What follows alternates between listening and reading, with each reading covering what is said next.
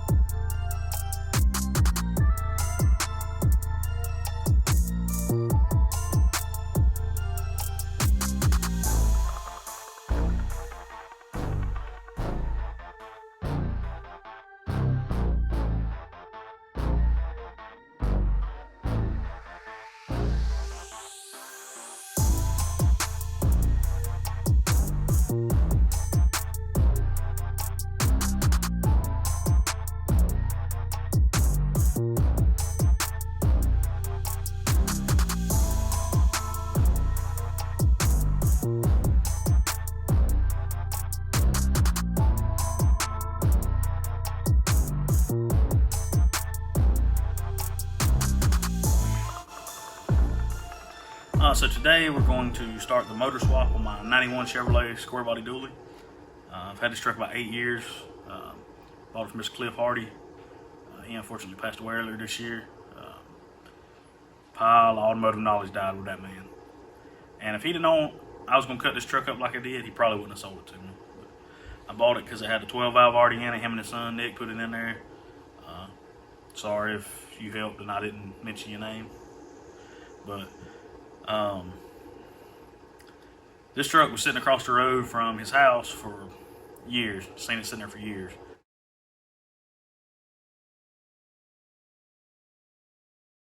And it had a big fuel tank in the back bed and it had like a 500-gallon fuel tank trailer hooked to it. And they used it to haul fuel back into the dump trucks, and it was a workhorse for them. And I talked him into selling it to me.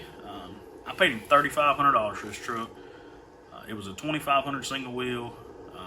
And it was 12 valve swap, and that was it. It was just a stock truck. And it was in pretty good shape. I've been a little rough on it. I have used this thing as a truck.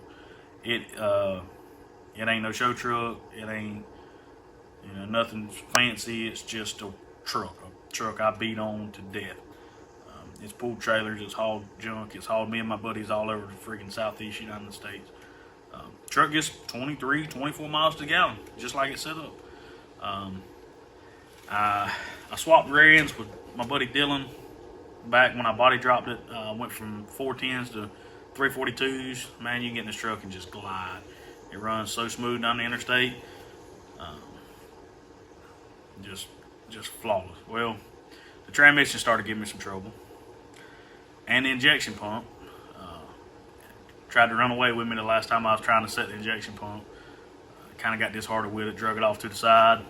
It's been killing grass in my yard for a couple years now. Tired of seeing it sit there, so aired it up a couple days ago, drug it up here to the shop, fixing to pull the 12 valve out, and I'm gonna go the other way. I got a big block Chevrolet here, 468 cubic inch. Probably makes in the neighborhood of 400 horsepower, which ain't a lot nowadays, but that motor makes 160 horsepower. I don't know what the specs are on this one as far as horsepower and torque, but it makes good torque. I just took it out of a regular cab square body. Runs good. That motor makes 400 foot-pounds of torque. It's not really a powerhouse. Everybody does it. They get amazing fuel mileage, and you can turn them up, but it costs a lot of money, especially a small pump, VE pump like this motor. You either need to P-pump swap it or spend a pile of money, and it just ain't in the cards right now. I got all these vehicles sitting around that need to be money spent on them. So this is what you call economical way, I guess, for me. I got a 700 R4 transmission, been beefed up a little bit going in it. I hope it holds. If not, it'll get a 480 soon. But y'all follow along. We fixing to rip into this thing. And I'm here by myself right now, but all the boys will be here shortly. and we're gonna get started on this thing. See if we can get in there by the weekend. Thank you.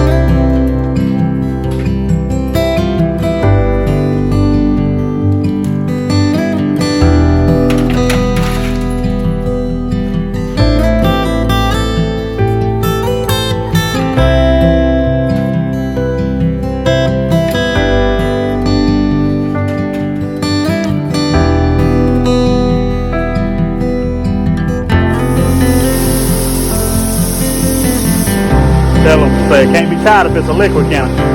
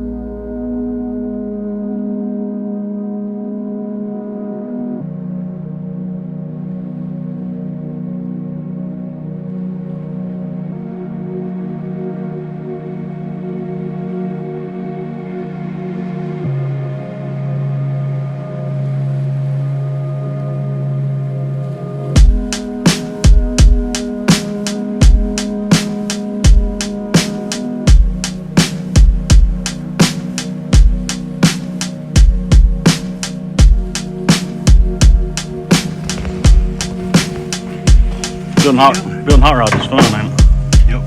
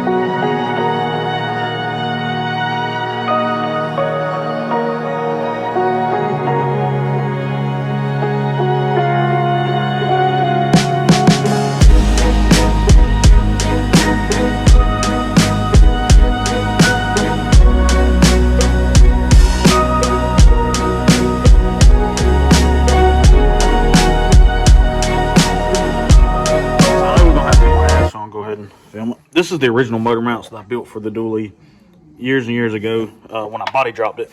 I had to move the motor down a little lower than what it was when Cliff, and then put it in the truck. So this is the factory Dodge rubber isolator.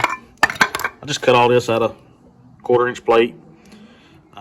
Nothing fancy, nothing extra beefy. I didn't even weld the backside seams on. This side welded to the top of the frame, and then this went across down the cross member, and this welded across the cross member about where the lower bolt holes were in the factory mount. Nothing fancy. Those have been there for at least 6 years. Never had a minute's trouble with them. So they don't have to be super fancy and super beefy and 1/2-inch plate. Also, these are the factory frame mounts for a big block Chevrolet. I took these out of that black square body sitting right there a couple months ago, and I saved them. I said, well, I can use them in this truck.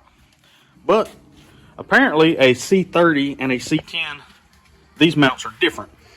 I had to go steal these out of a parts truck that I have in the backyard, because those are about 1 inch longer than these. So thank God I had a parts truck to get that very easily from. But the motor's in, it's mounted. Fits pretty good. I had to do some notching on the firewall for the distributor, which I was not planning on doing, but it happens. So I went and bought me a new transmission mount. It's for like a 91 Chevrolet pickup with 700 R4. A9863. It's like $6 at O'Reilly's. I grabbed the wrong nut off the lift arm last night. Hammered it on there with the impact. Messed the threads all up, so I get to change that guy. I gotta add me some more supports here. Don't worry, I'm gonna do it, I promise. So that takes care of the transmission mount. I got a shift arm lever for like I believe it's a 9906. That's what every one I've ever had looks like, and I've had a pile of them. I don't know what else it fits, but it come off the Dorman help aisle, because I need a arm to go on here. Park is there, and I have a 23-inch low-car shifter that pushes the linkage as you go through the gears. So I'll put the arm on upside down, drill a hole in it, and as you push the linkage, there's first gear. And as you pull the linkage back to park, it'll pull it back. So that should work. We'll find out, I hope. This is the factory drive shaft that would have come in this truck new. It's been shortened right here. The A518 is a pretty long transmission.